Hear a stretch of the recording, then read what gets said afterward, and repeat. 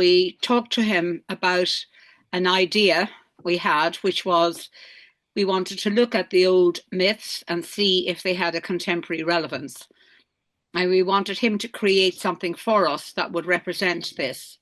So Wayne got this 10,000-year-old piece of bog oak, Irish bog oak, and he created the bard. So from the ancient bog, we have this contemporary sculpture. It's quite heavy, and I do look after it now because Fiona got a beautiful piece of leather for us to keep the bard. She was quite unhappy with the way in which I had not been minding it. Anyway, so that's the story of the actual bard and the physical bard, and we have been meeting ever since every year, looking at the old myths and exploring them, and definitely finding relevance every time. That's it, Sandy. Back to you. Great.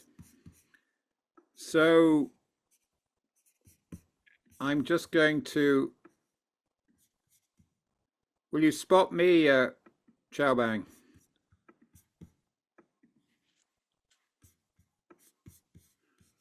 So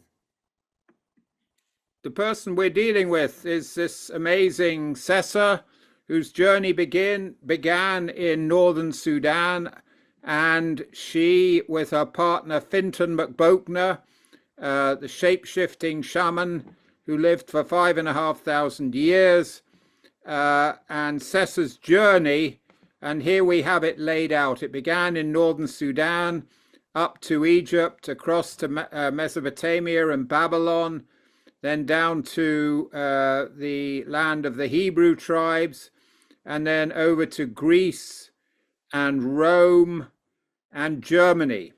So what we will be doing during this program is actually covering the creation myths of all the cultures of the countries that Cesair passed through on her journey. And we are going to include the German myths, which we've been working on fairly extensively. We're halfway through a recording of the Nordic myths, but we've also been looking at the German myths, particularly with Peter and Marlon and a few others.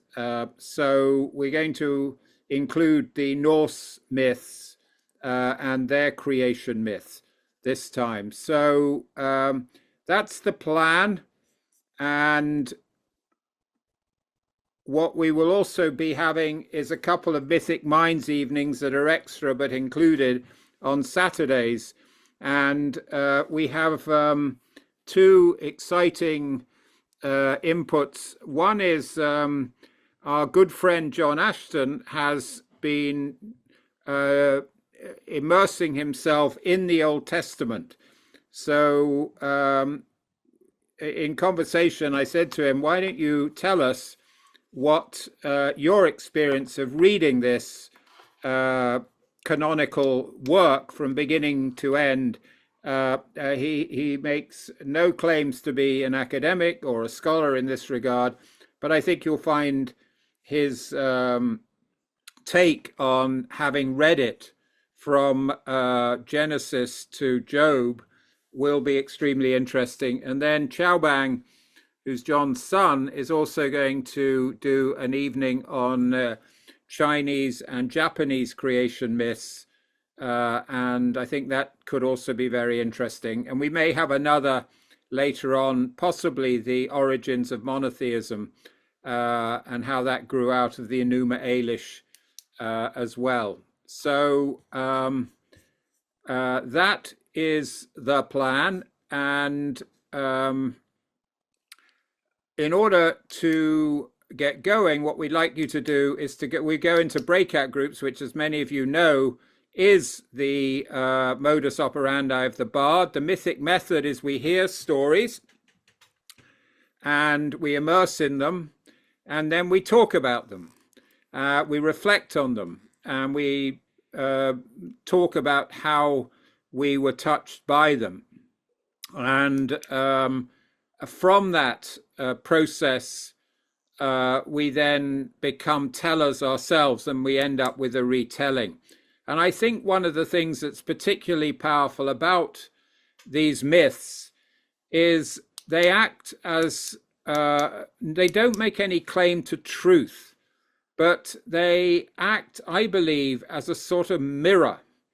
And given that, as Marshall McLuhan put it, the one thing about which a fish knows absolutely nothing is water, uh, and he, of course, was using that as an analogy in relation to culture, the process of oral storytelling acts as a mirror that enables the fish to reflect on the water that it's swimming around in, if you can follow the metaphor.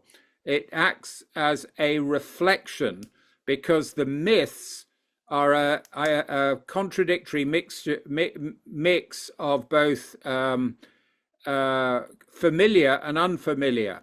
So they don't claim to truth, but they're just a very useful vehicle. So in a world that's dealing increasingly with the use of the word myth as lie, I think the one antidote to myth as lie is myth as truth.